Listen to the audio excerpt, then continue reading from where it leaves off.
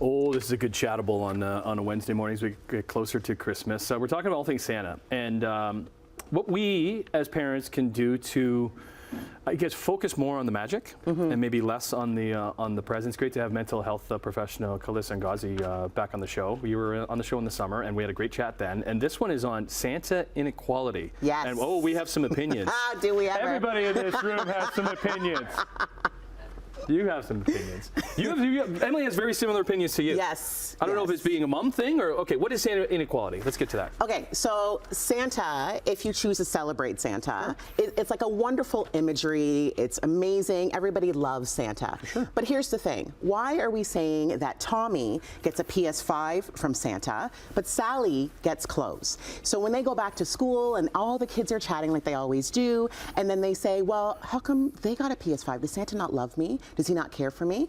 At the end of the day, we need to remember about empathy and compassion, and it starts at home. Okay, where do we work in the magic? Because it's the magic of Santa. It's the magic of Christmas. If you're good all year, Santa will bring you what you ask for.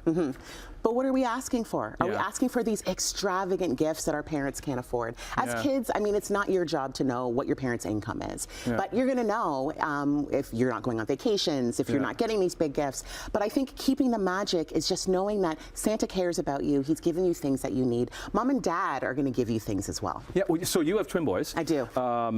What do they ask Santa for? Oh, they want everything. Right.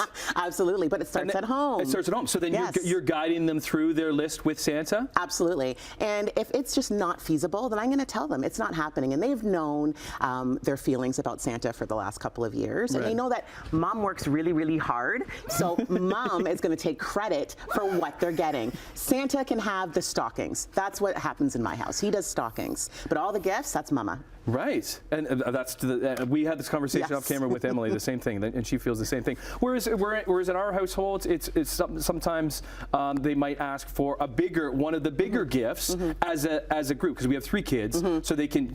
Santa's not getting the big gift for each one of them, but if they ask Santa and they're good, they could get one gift from Santa that they could share together, because Santa is also all about sharing with your siblings, and that comes into being a good boy or girl as well. Well, sharing is caring. Right? Okay. But you're also going to have siblings that don't always get along. And sometimes they're not going to want to share a gift. They're going to want their own.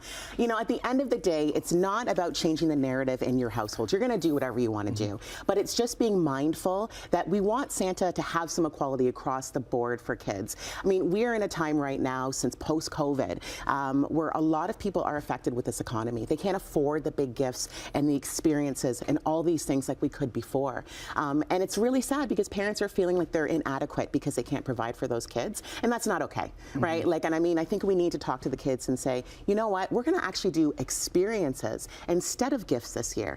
I know a lot of families that do that. But building resilience within the kids too. It's a good time to be teaching resilience. Yes. This time of the year. Yes, absolutely. Rather than about teaching disappointment. Yes. You know, being a resilient human is something that you need throughout your lifetime. And the sooner we start that conversation with our kids, the more resilient and more adaptable they're going to be as they get older. You can also turn to the community, and even this is why 20 years ago we started the CHCH Christmas Toy Drive. Like the need is so great for so many out there, and we love all the people that have donated to us thus far, and you continue to do so. And we can continue to have conversations about Santa inequality.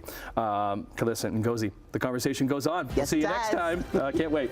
More Running Live coming up right after this.